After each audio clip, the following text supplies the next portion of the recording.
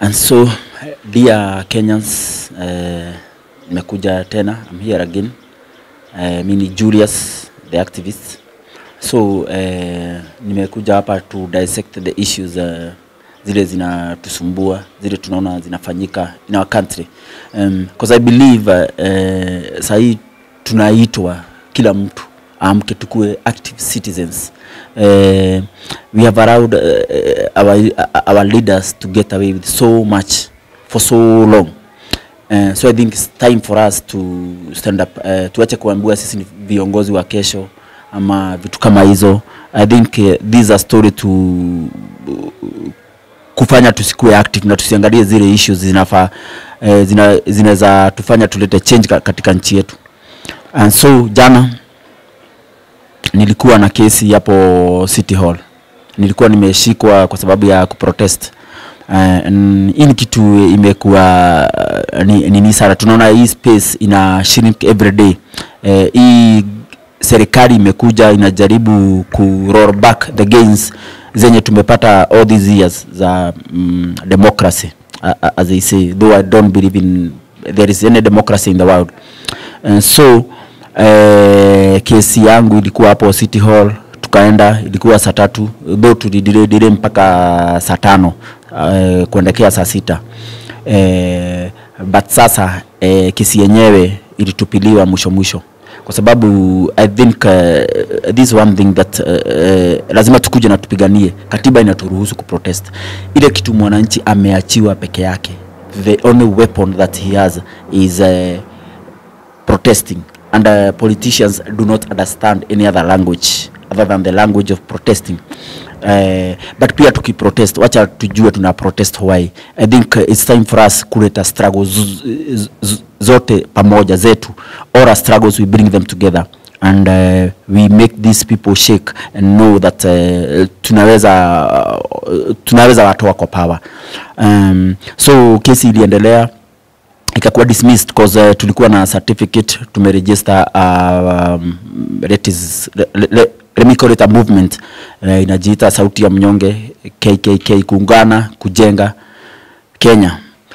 So ndio tukapeana hizo certificates, tukaonyesha, prosecutor akasema aoni haja ya kuendelea na kesi. I think waliona hapa wata lose because kama tumeregister chama na tumefuata sheria zote, na I think yeye aliona, hata judge akaona hapa hiyo kesi haitaenda mahali.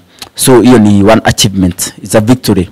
So we must make small steps every day, and eventually tutakuja kuziangalia baadaye na tuone ndio zilitufanya tufike mahali tunataka kukua.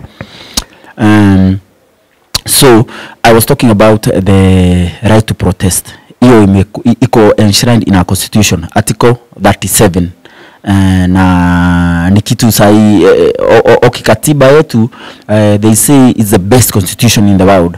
But I think because of the way tumedivide nchi, hii katiba ina work for a very few people, not for the majority. Because huwezi ambia mtu ako na njaa ati kuna katiba.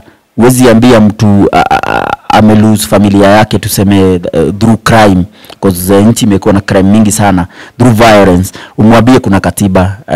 I don't think anaweza buy that. So we must become serious and see if our leaders are not implementing our constitution, ni lazima to hold into account. And to hold them into account ni kukua wanaweza resign. Kuna wakati ilikuwa there was a culture of leaders resigning, walikuwa wana resign at least wakishikwa kama na hatia, ama tuseme something has happened and maybe I'm a minister for transport and something happens like an accident, and I feel that maybe I was responsible, though I was not directly responsible for that. In the leadership, una admit responsibility, but our leaders today do not admit responsibility. Wanataka ku cling on to power. I don't know until when. Isn't the issue sisi tukuja to address kama a generation. na hii generation ninajua ina watu wamesoma, watu wako na exposure, so na tumepitia changamoto mingi sana. So I think now we should have something that will bring us together, kitu ambayo itatu bring together kama Kenyans, na ndio tuambie leaders wetu tumechoka na zile mambo zinafanyika. So I see like now ninaona protest mingi sana zinafanyika. Kama hapo jana tukiwa hapo City Hall, there was a protest going on. I think the people wale walikuwa wanafanyia kazi NMS walifutwa kazi na hawakulipwa, walifutwa tu bila any warning, you see, na hawakulipwa. So up to now wako na hizo complain, hawana kazi, hawana any hope, kwa sababu hizo ndio kazi walikuwa wanategemea. So sasa walikuwa wamekuja ku protest kwa governor, though I think hawakumpata because our leaders tumewaweka juu sana. Kupata leaders imekuwa issue. I mean we have put a very big gap between the leaders and the people. So walikuja hapo wakaingia City Hall, waka complain, lakini mwisho nisikia walinyang'anywa uniform. Na hiyo ni kitu mbaya sana na haikunifurahisha hata kidogo. Walinyang'anywa uniform, wakakuwa humiliated, wakafukuzwa. So from there wakasema wanaenda Nation Center. Okay, sijui kuliendeleaje. I think hawakuwa chief kitu, though I believe watakuwa kwa barabara tena. I think today or tomorrow wataenda kwa Nation Center ndio wa present issue yao. Wanataka ifikie governor na governor sikie na take responsibility, because they were unprocedurally their contracts were unprocedurally terminated. Na tunaona hii historia ya unemployment imekuwa kitu tata sana katika nchi. There is so much high unemployment, na kama tuta address issue, nchi itaendelea kuwa na changamoto mingi sana kama violence, crime, na hizo ni vitu hatuwezi sema ati sisi we are a nation that is at peace with itself kama vitu kama hizo zinafanyika. Because kama our youths are not getting jobs, what do we expect them to do? Wataingia kwa crime, wataingia kwa drugs, watafanya mambo yenye haifai, na kwa hivyo nchi itaendelea kuwa na shida mingi. Like ile story tuliona ya juzi, I don't know which day, last week, kulikuwa na recruitment ya KDF uko Bakasi Barracks, na I think according to the media watu 350 ndio walikuwa wanatakikana, 350 slots. Ndio KDF walikuwa wanatakikana, walikuwa wanachukua 350 people, but it turned out that watu 7,000 ndio walienda kuuliza hiyo kazi. Most of them walikuwa wanasema, in fact all of them ni watu wamepitia NYS. So you can see how the problem of unemployment is so high. Na kama nchi youth hawapati kazi, so youth kazi yao ni kuambia waende wa vote, lakini hawapati kazi. Kazi zimeenda wapi? Tunaona politicians wamefanya government kuwa so bloated. Watu wanatengenezewa ofisi ya bazo hazifai kukua. So much of the salaries or much of the money that we collect in taxes is going to paying people who are already rich. Our leaders, like tuko na ofisi za MCA, nasikia sahi Mudavadi ametengenezewa ofisi yake sijui na bibi yake. So these are things that we must look into. Kwa nini watu wale wanafaa, wale watu wanalipa tax ndio wanaumia, lakini wale wako in power they don't produce anything? Politicians hakuna kitu wana produce, lakini wanalipwa pesa mingi sana. That's why I say that ni lazima hii issue tuangalie. Wale watu conscious people, let's sit together and let's make going into politics unattractive, because hawa watu ingia hapo kwa sababu ile mshahara inalipwa ni mingi sana. Like MCA unasikia analipwa sijui almost $500,000, and haujahesabu the grants zenye wanapewa na hizo zote. So they are taking home a lot of money. Na ukihesabu wale MCAs wako, wale governors wako, wale MPs wako, wale senators, I mean tunatumia pesa yetu yote ya taxes tunachukua kwa Wakenya kulipa mishahara ya watu ambao kazi yao hatuoni na kazi yao hatujui. these are things that we must address. Because if we are to save this generation, ni lazima we must do it the hard way. Na it's time for us to question things, tuulize maswali. Ukiangalia saa hii wale watu wanamaliza shule, wale wana drop out, wale even graduates, wote wanakuja kwa seek employment. But I think hapa Kenya kupata kazi hata kama umesoma, you must have some connections. Jua kali nayo, and those are the sectors that used to employ people, zimeharibiwa kwa sababu economy, mnajua kama mnaviona, the economy has stagnated. So people out there in business are suffering. Hakuna there's no that flow, cash flow, it's no longer there, haiko hata kidogo. Watu wanaumia. Unapata mtu ameweka kazi mahali anakuambia sijauza leo, sijauza kesho. So how do we expect Kenyans to survive? Na mimi najua we have a lot of money, there is a lot of money in this country, but this money is misappropriated by very few people. Wenye tumewalao wakae hapo bunge, wakae mahali wanakaa in state house and elsewhere to make decisions for us, decisions ambazo zinatu affect, na sisi hatutaki ku come out and to criticize them and to expose them and to hold them to account. Time has come for us to have a mechanism ile tunaweza tumia kuhold our leaders into account. I think our leaders wanatupelekanga kona sana. There's a clause, katiba ikitengenezwa, there's a clause about recording MPs who do not perform. I don't know what happened to that clause. The other day we had a meeting na nikasikia watu wakisema wakiuliza about that clause. Nikasikia ati tena ilienda sijui ikapunguzwa ikakuwa you cannot record an MP 2 years into his term.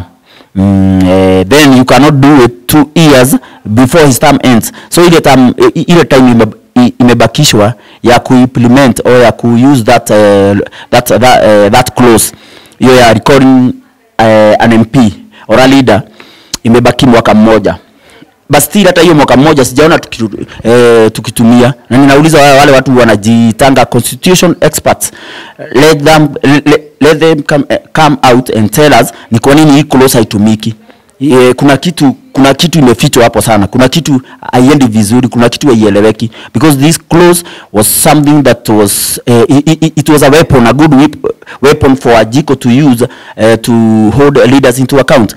Because kama sahi kuna even just one single constituency that has ever recorded an MP, other people would have followed suit, other constituencies would have followed suit, na hiyo ingekuwa a very big warning to our leaders, tuonyeshe tukisema ni enough, tuko na hiyo power ya kuwa record, but now we don't have power. They made us powerless, na wametufanya powerless ni lakini katiba, the katiba itself is so well written, but I think it's not working. There is no that will to implement our constitution. Tunapelekwa kona. I mean, we are just there, just existing. Hatuna any power. So I think time has come for that. Kuna pia protest ingine jana ilikuwa huko Langata. I think people are protesting about those people, I don't know, work in the cemetery long time. So walikuwa wana protest, and so as kawaida wakapigwa na tear gas. Na incident moja ndio niliona kwa mtandao, one police officer who tried to manhandle or to harass a journalist, a certain lady, journalist, na ikakuwa sasa ule anamuongelesha vibaya, wanatupiana maneno. But I don't think the police have any right to treat people like that. Hiyo ndio shida ile iko Kenya. Police, I don't know who the police works for.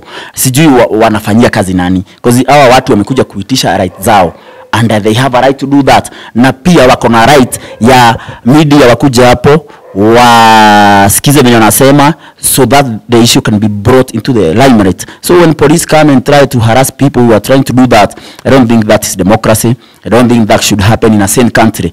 Hizo ni vitu tunafaa tukashifu sana. Polisi wamekuwa like they are always against the people. I don't know why. These are the people who pay them taxes. Haiwezi kuwa tunalipa taxes alafu wana treat watu in a way that is condescending to them or demeaning to them. they must know that they have to respect people who pay them. They get salaries from us. In fact, hii ni shida moja ya tumetoka nayo kutoka kwa ukoloni. Polisi hapa Kenya, hata huko training zao, Kiganjo ama wherever, they are trained to believe that poor Kenyans are the enemies of the state. Whereas, in the real sense, the enemies of this country are the corrupt leaders who are in power, who steal our money, who embezzle funds meant for development and meant for making the lives of people bearable, of our people bearable. That is why tunaona hata hospitali unapata hakuna pesa, because pesa yote inaibiwa na hao mabwanyenye. Au people we call our leaders, wanaiba pesa na wana shame hata kidogo. They are merciless too. And so we must see that hizo ndio vitu nasemanga ni lazima tukam ku address. That's why I'm always telling people bado watujai ukoloni haijaisha. And that's why hata corruption haiziisha. Haiziisha kwa sababu ile system tu ilikuwa ya mzungu ndio iliendelea.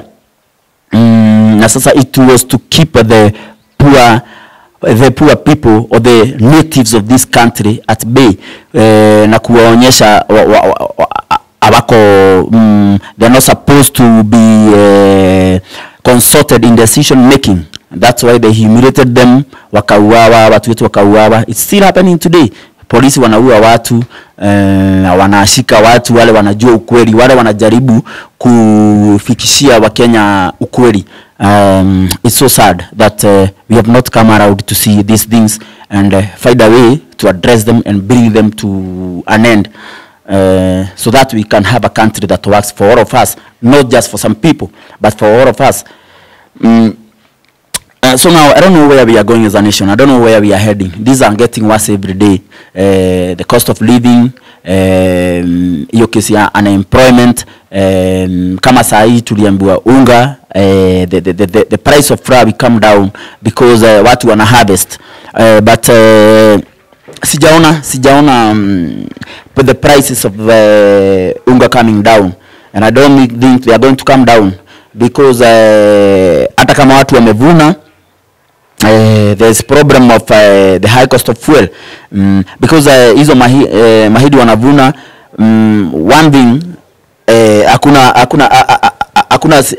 hakuna ile structures put in place to buy these seeds from farmers, so that they can be taken to those places that do not have. There are still many cartels that are controlling that sector. So tunaona kwamba hakuna kitu imechange. Hata kama watu wamevuna, things will remain the same, because one thing, kama bei ya mafuta ina affect almost everything will go up because mafuta inatumika kila mahali. So wacha tuache kukua watu wa kupewa false hopes. We have been victims of false hopes for so long. Na wanasiasa wanauzanga false hopes, but they are there to defend the status quo. Wanataka status quo iendelee kuishi. Now I think about these protests, we have to think a way to do them. I think we have tumekuwa tukifanya protest for so long. Most of them tunafanyia town, zingine tunafanyia mitaa huku Mathare, Mukuru, Dadora, those places where there's let me call them places of poverty, because we have divided this country into sections of poverty and sections of the rich. So hiyo ni shida moja pia. Nafikiri kama tukifanya another demonstration, let's take these things to Karen, ama to Muthaiga, ama to those leafy suburbs. Let us go there and let us trouble the rich, because without doing that, somebody said that the rich will never give up their privilege without a fight. Wacha tuende huko, tupigane huko, polisi wakuja watupe tear gas, ndio watu wa huko wajue pia kuna watu Kenyans ambao hawafikiwi na resources, hawaishi hiyo life ya comfort, na kuna wengine wanalala nje, kuna wengine wanakaa kwa mabada, they wake up every day kupata sewage huko nje, na pia wanashindwa kujimudu kimaisha, because hata these estates things are very high, kama ni rent bado iko very high, na hizi vitu wanalipishwa na atuoni any change. Hata hiyo pesa wakitoa the living conditions do not improve. So ninasema wale watu wanapanga maandamano, let's do that. And I mean people who are conscious. Let us not be led by politicians. They've been in there for so long, they are not keen on addressing the issues of Kenyans.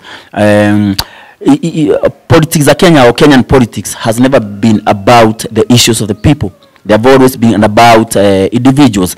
Our leaders do not serve the interests of the people, but they serve private interests. That's why unaonanga hata wakati wa campaign watu wanaunga pesa, wanachanga pesa kama Wahindi, unasikia sijui 1 million plate, wanaenda state house wanapeleka pesa.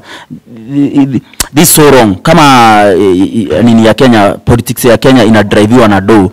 There's no way the poor man will ever get any place or any say in this country with that kind of system in power.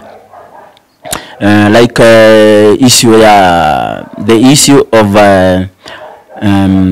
Nairobi itself kama saa hii naona watu wanakuwa kama saa hii nimeona huko kwetu mtaani watu wanakuwa moved, wamekuwa wakifanyia kazi mahali, wanasema sijui wana expand sewage, wanasema sijui juu ya El Nino wanatoa watu wale wako kwa barabara. But then we are not giving these people options. Because one thing, Nairobi high expand, the way it was in 1963 is the way it is still today.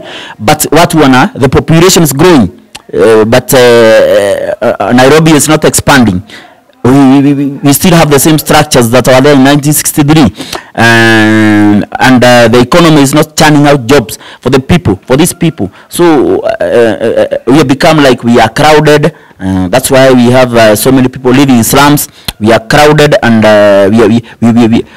yani tunapigania these meager resources. Hizi ndio tunapigania watu wengi, meager resources. But I believe this country has a lot of resources that can be shared equally by the people, and everybody would get a decent life.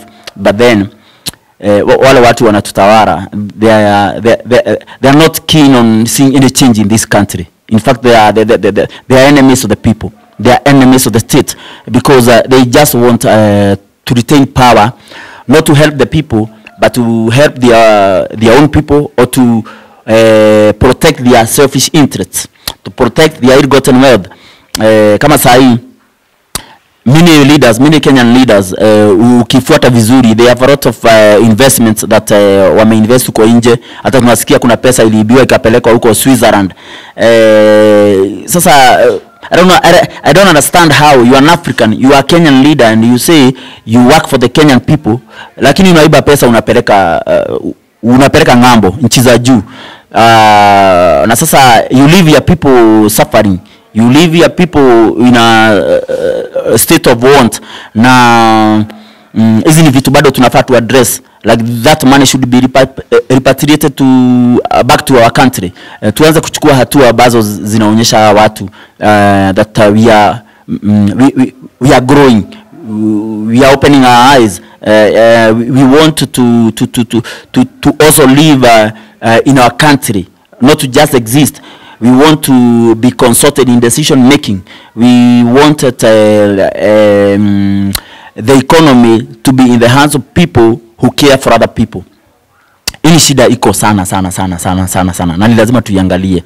Watu wako okay, waliingia in power, and I don't think they fought for anything. There's nothing that they fought for. They just got in power just because they happened to collaborate with the colonialists. That is why they were able to go to school, and they also had money, because they were the people who are working together in close rapport with the colonialists. But the true freedom fighters, wao walikataa to anything to do with the colonialists, anything to do with the Europeans, walikataa. And wao dream yao ama hope yao ilikuwa that one day their children will enjoy rights like the children of other races. But that never happened. Na sasa tukiangalia the last generation of freedom fighters is fading away. Kama sasa tuko na Muthoni Kirema, kesho kuna mazishi ya Muthoni Kirema, shujaa wetu. Hawa watu wanaisha, hawa watu wanaenda historia yetu, bado hatujui historia yetu, bado tunafuata historia ya wakoloni. Hata masomo yetu, our education system, many African countries, if not all, but I think it's all, all African countries adopted European form of education. Na sasa ndio maana hatuwezi ona tuko na jukumu ya kupigania nchi yetu na kukataa wale watu wamechukua hizo tabia za mkoroni, ambao ni leaders wetu from 1963 waliendeleza ile, they continued the system of the colonialists. That's why we have shamefully divided this country into sections of the poor and the sections of the rich. So watu ni lazima tuanze kuuliza maswali. Ni lazima the same way our fathers walifika mahali wakaona colonialist ama colonialism haiwezi enda tukienda kubagain na hawa watu ama kuongea na hawa watu tuwaulize waende. And so waliona there's no other way. We have got to fight and risk our lives and put our lives on the line to free our country, to free our children. They have destroyed our future now. They have destroyed our future, and right now we are being told to wait for tomorrow. Like now there are people saying let us wait for 2027 so that we can change this country, but that is nonsense. I don't think this country will be changed at the ballot. It will never happen, because unless the people know the truth, unless we educate our people, enlighten our people, and bring them out of mental slavery, there's no way this country will change. We will be kind of voting the same way, the same tribal way, kwa sababu hii tribalism ni kitu iko ndani. It's a spirit, an evil spirit, I think, that has destroyed the thinking of our people, our mindset. Yani imekuwa poisoned. Hatuwezi ona tunajimaliza si wenyewe, because we cannot sit at the same table as Kenyans, as tribes. And I think this issue of tribalism ilikuwa imejaribu sana. There are leaders, some good leaders of Africa during independence who tried to come out and address that issue. I think walijua, they knew that there's danger ahead.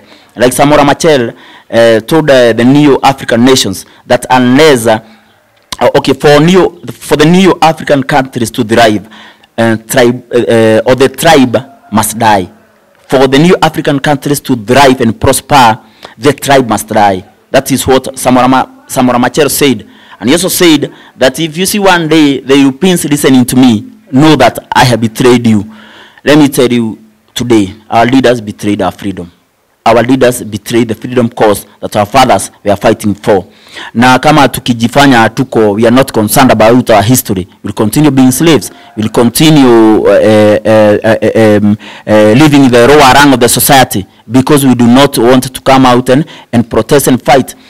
Is Tupac Shakur say that if I cannot have freedom in my own country, if I cannot get respect like the next man, then I don't want to be here. And you know what happened to him? He was killed for that.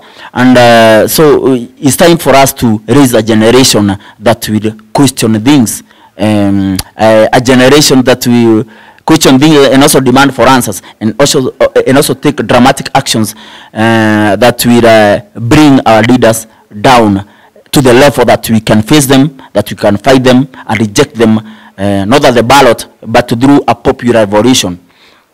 I only believe that the only way that this country will be saved is a popular revolution, or a people's revolution. I mean, we have they have taken advantage of us for so long. They have kept us in darkness and in silence for so long.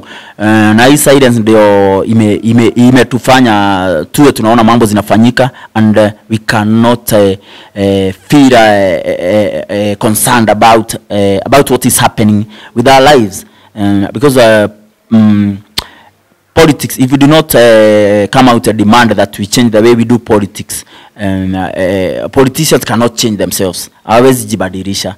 It's only us who can come out and change the way we do things, the way things are done in this country.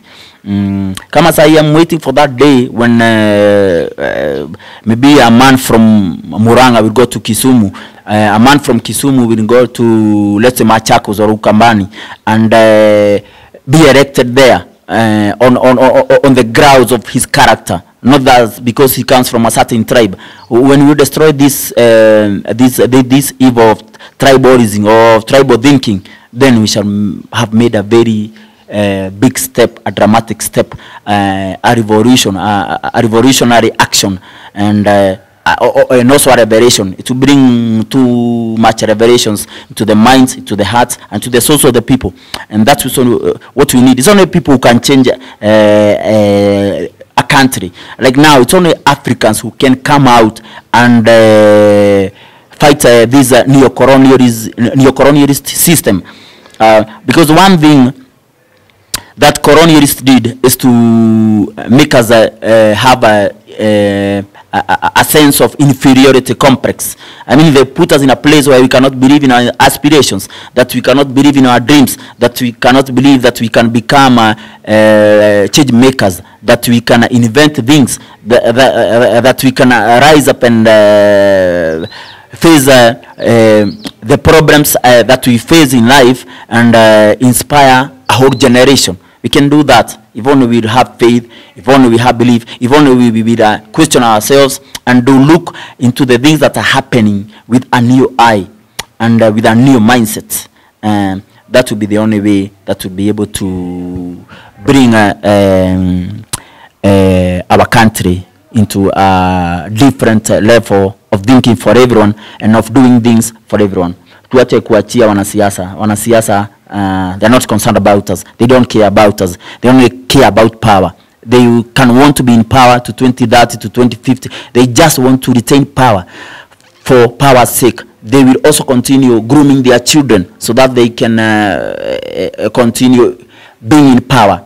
But that's not right. There can be no humanity where we still have a system that do not treat us like we are supposed to exist. Like I mean, like we are here, and I mean, we do not have right to be here. That's how they treat us. That's how they see us. The police, the army, the people working for the government, the judges, and the magistrates, everybody. They treat poor people like we are not supposed to be here, and that's an issue that we must come address as a generation.